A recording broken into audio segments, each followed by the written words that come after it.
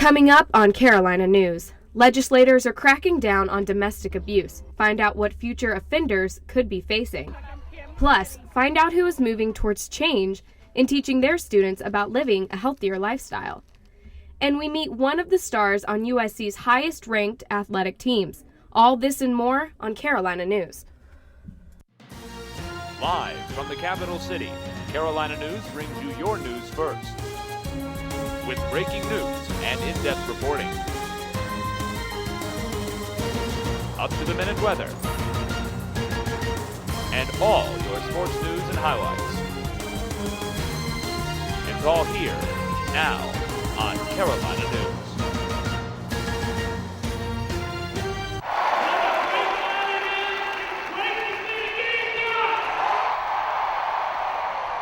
That was USC Athletic Director Ray Tanner last night following an electrifying win at Colonial Life Arena.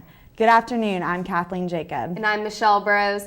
Tanner was excited for a good reason. USC women's basketball beat Georgia to win the outright regular season SEC championship. Paul Christman was there. Paul, it must have been exciting to witness history last night. Yeah, it was definitely the loudest I've ever heard Colonial Life Arena at a basketball game. Yeah. Men's basketball against Kentucky might have topped it. I wasn't there for that one. But the thing is, that was one game, and this is an entire season championship, outright season championship.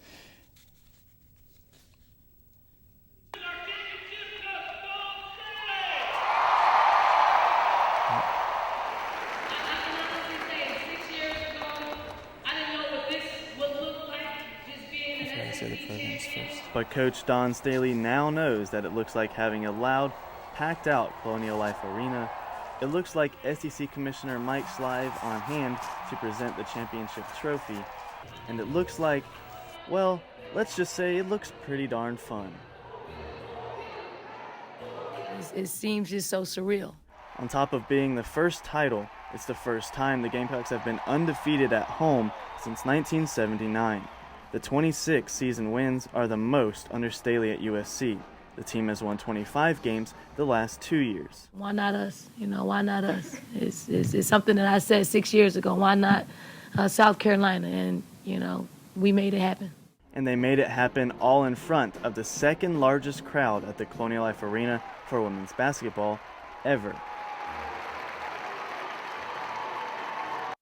We'll show you the highlights of how they made it happen last night later on in sports. But guys, I was watching Don Staley throughout the whole game. I think she's gotten into the Ray Tanner attitude. He would never smile before the end of a game, even if he was up by 8. They were up a good bit. Crowd was doing the wave and everything. 12,000 plus crowd. She didn't smile until the very end. Sounds like she's been taking cues from Ray Tanner. Yeah, definitely. Well, no doubt. Well, Lauren Lawback is outside to take our first look at the weather. It's a sunny but chilly day today in 5 Points. Temperatures are only in the low 50s, but people are still walking around enjoying the sunshine. Tomorrow you may need an umbrella in the morning, but for the rest of the weekend, the skies will clear and the temperatures will warm up. On Sunday and Monday, we'll see temperatures in the low 70s. I'll give you the rest of the forecast later in the newscast. 18-year-old charged with the murder of 17-year-old Dutch Fork student Davon Capers is now claiming the Stand Your Ground defense. Earlier today, I spoke with a lawyer and students to find out their reactions. Although Kieran Dennis's attorney was not available for comment today, Columbia lawyer Jack Swirling, who specializes in Stand Your Ground law, said chances of this holding up in court depend on what facts turn up. I think until the facts come out and exactly what he was doing in the car. So things can change as time goes on as to whether or not the statute's going to be applicable to him or not. If the statute is applicable to him and he fits within the statute, he has immunity. He can't be prosecuted. And according to the statute, if you are in your home, your business, or your car, then and someone's unlawfully trying to get in or forcibly trying to get in or remove you from your house, business, or car, then there's a presumption that arises that person, there's a presumption that you have and are in reasonable fear of death or serious bodily harm. That's Stand Your Ground. we reached out to Dennis's supporters, but they opted not to speak on camera. However, when we talked to Dutch Fork students, they were more than willing to share their opinions. It wasn't self-defense. They got into a little argument, you know what I'm saying? And both men, felt like they could do something, and he pulled a knife, which is not like a man, so, I feel like self-defense maybe was the case, but either way, no one deserved to lose their life over something that small. One student questioned why Dennis was at the fast food restaurant with a knife in the first place. She said there's no way he can claim stand your ground. Dennis remains in jail without bond. A trial date has not yet been set. All District 5 middle and high schools will be having a United for Cape D5 Strong Day on Thursday. All students and staff are encouraged to wear green in honor of Capers. South Carolina is number one in the nation in deaths from domestic violence. The state is cracking down on domestic violence with proposed tougher laws and more time behind bars for offenders.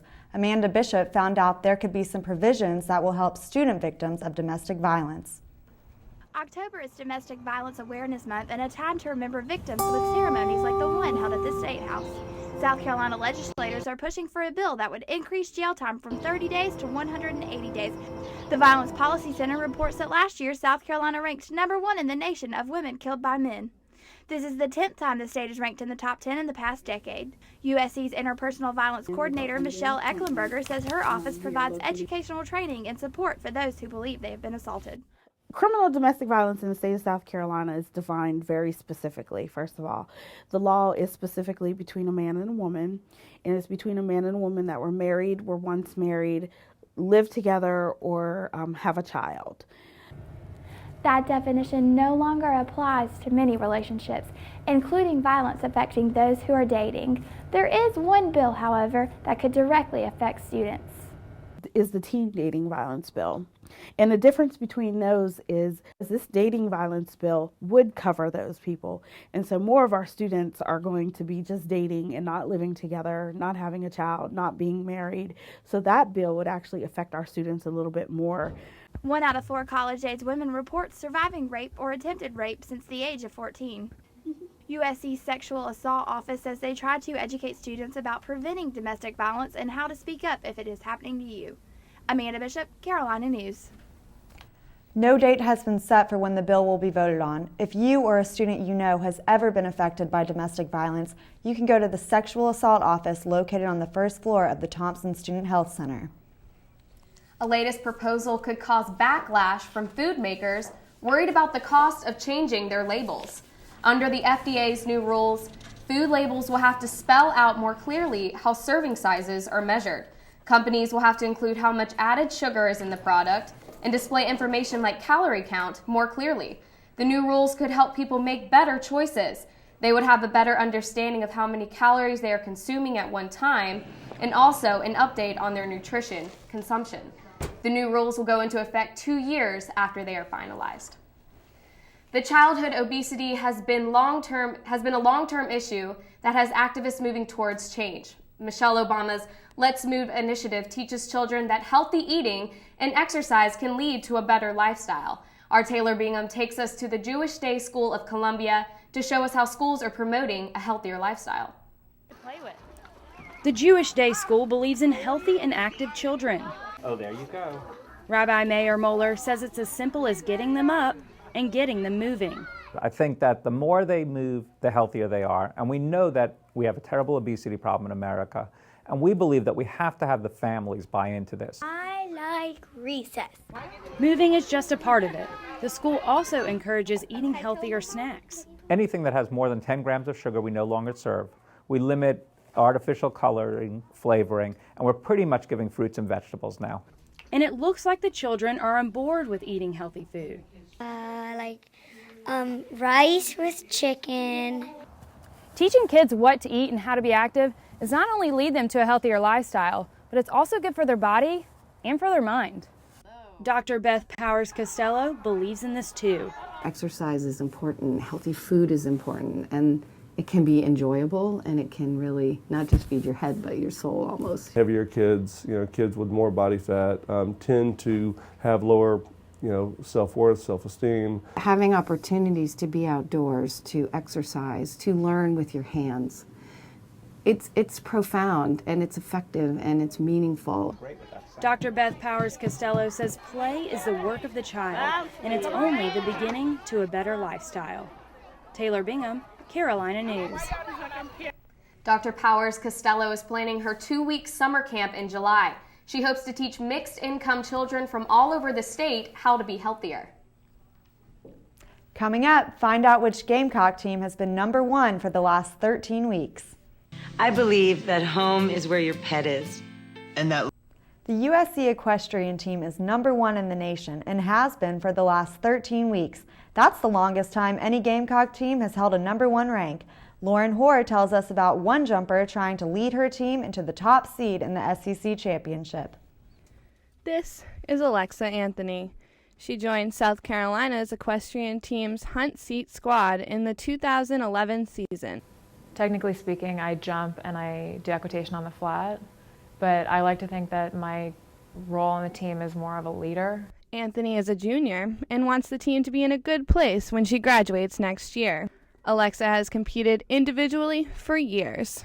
I think it's a lot more fun than just having it as an individual sport because you have a lot more behind you and you have a lot more to encourage you to work harder and go out there and win for your team. But to Anthony, it's more than just a sport. That's my passion, is being with the animals and with the horses, and they teach you so much every time you go out there, and it's an unbelievable experience. Her sister Carly wrote at the University of Georgia that Alexa says that's always been a super big rivalry.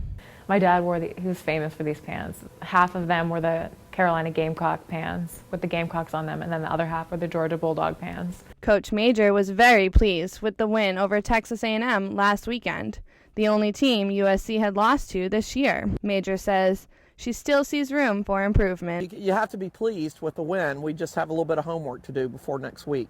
Alexa gives a lot of credit to the new weight room trainer. She's definitely made us more fit and in shape. And also she's been a positive encouragement, and she definitely makes us feel like we can do it. Anthony holds 3 MVPs just from February meets.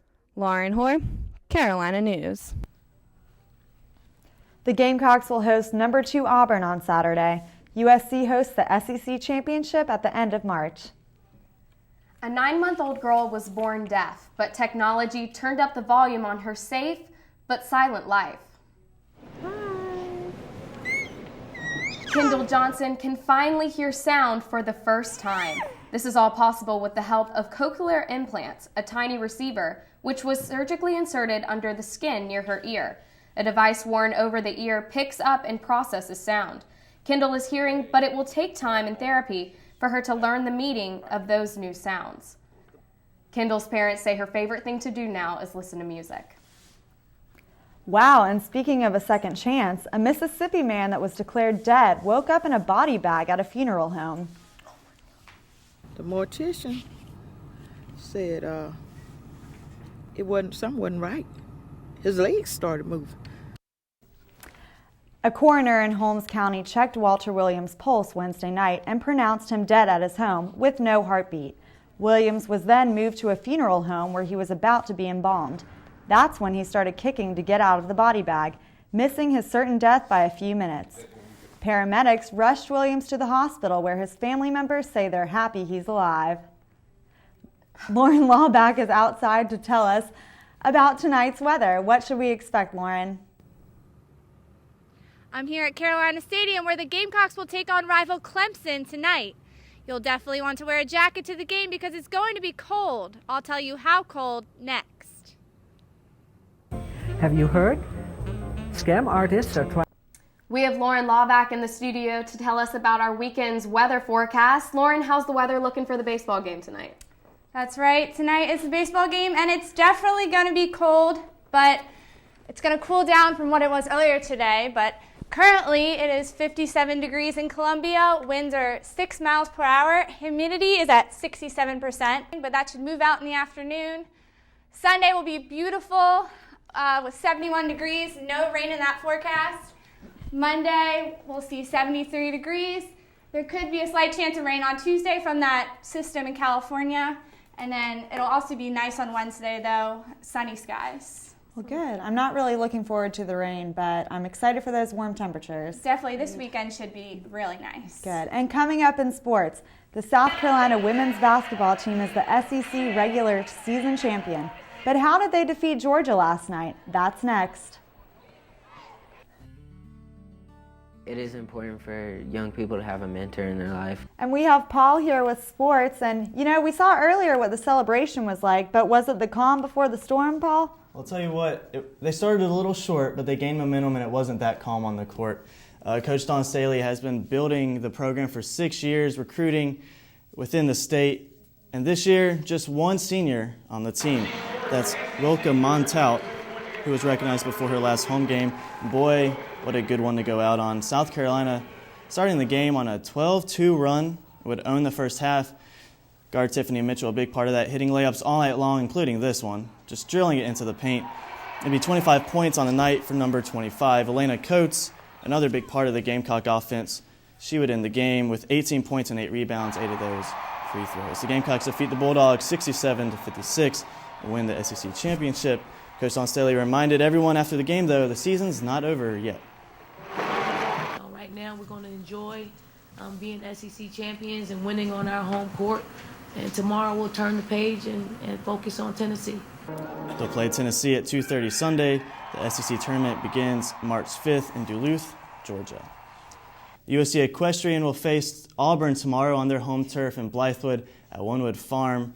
The match starts at 10 a.m., and the equestrian team has spent a record 13 weeks as number one in the country. They're really looking for your support. Not a lot of people get out there, but it's so relaxing. I'm definitely going to be out there, so take your time to get out there. The baseball team will face Clemson at home tonight, part of a big rivalry series, and it starts tonight at 7 with Jordan Montgomery on the mound. Tomorrow they'll head to Greenville for a neutral field at Floor Field in Greenville. First pitch is at 2, and it's going to be thrown by Jack Wincoop. The last game in the series at 4 o'clock on Sunday is at the Tigers' home. Will Crow will be the starting pitcher. Speaking of pitchers, Major League Baseball season is starting soon. We're in spring training, and Ace Hudson has left the Braves. You probably know that, but the team is trying to find a new one. Last night, pitcher Chris Medlin pitched 2 innings in Florida while giving up a run and 2 hits to the Tigers in a 5-2 loss. The Braves plan to have Brandon Beachy tossing tonight when they return to Champion Stadium to host the Astros. Michigan's Glenn Robinson III will definitely have a story to tell his grandkids after last night's game. Luckily, our game wasn't this close, but check this out. Only 2 seconds left in overtime. He gets the inbound pass and makes a buzzer beater at the end of the game. Michigan was down, just came back at halftime, 13 points, and beat Purdue. Look at this. It's just insane. Now, the reason for this, he didn't have such a great season. It's been pretty disappointing, guys. Luckily, though, at the end of the season, a lot of people have been laying off of him, and now he has a highlight reel. He has an alley-oop out on ESPN, has a few things. He's been being able to get into the paint now that no one's really covering him. So wow. I don't know if that was the strategy, but it's worked out. Well, coming up, we'll show you how a Wisconsin family is making the most out of this long winter. I believe that home is where your pet is. One Wisconsin family is making the best of a rough winter. The Burkholz family created a winter wonderland in their own backyard, complete with a 20-foot American bobsled sculpture, a snow cave with a laser show you can see at night, and an ice rink. That is awesome. That really is so dedication. Cool. So That's incredible. I don't think I could have the time to be out there to do that for that long. It's so cold. Me That's neither. insane. Well, is it going to be that cold for us anytime soon? Not that cold. Well, tomorrow we could see some rain in the morning, but it'll definitely clear out by the afternoon. It'll be a nice 62 degrees. Sunday and Monday, it's going to be very nice in the low 70s. Not much chance for rain. Tuesday, it'll be high of 62 degrees. There is a 40% chance of rain. Could see some of that storm move in that's affecting California right now. And Wednesday, it'll be a high of 54, so it'll cool down a little bit, but it'll be clear skies. And it'll definitely be clear for the baseball game tonight, so it will be cold, bring a jacket, but clear skies, and starting tomorrow it'll warm up and definitely be very nice for the rest of the weekend. Great. Looking forward to it. Well, that's all the time we have for today. Thanks for joining us. See you tomorrow. Have a great evening.